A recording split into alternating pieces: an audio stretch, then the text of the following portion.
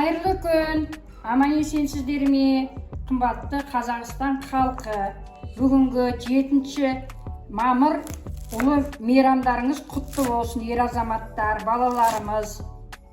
Мен бүгін 5 минутта дайын болатын таңғы ас даярлайтын боламын.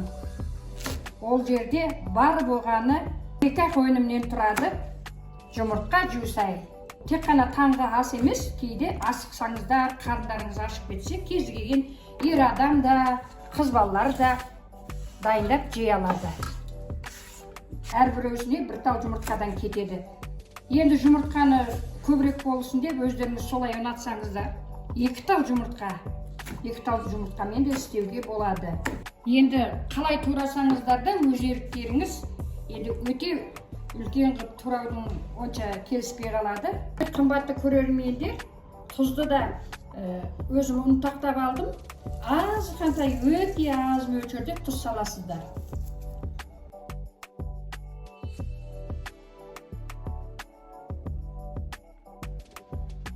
Мен бір жұмыртқадан істейтін болғандықтан, бүйтіп бір талдан сарысын, ағы екеуі араласқаны жақсы да.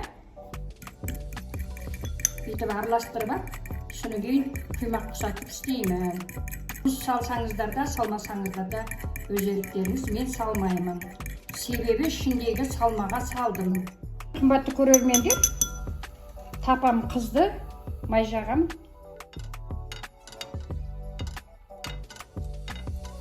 Бисмилля деп жұмыртқаны кәдімгі құймақ сияқты құямыз.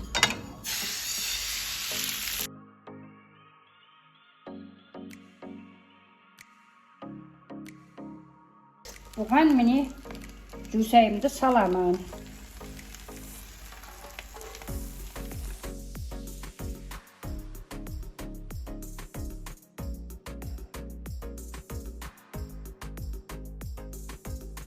Енді 1-2 минуттай ғана баяу отта беті жабық тұрса болады.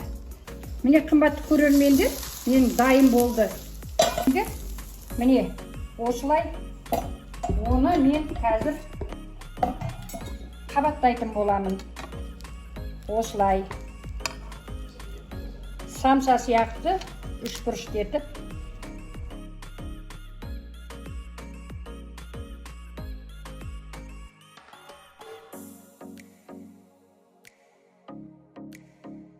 Міне қымбатты менің көрермендерім, менің 2 өнімнен 5 минутта уақыттығыз кезде дайындайтын тағамым дайын.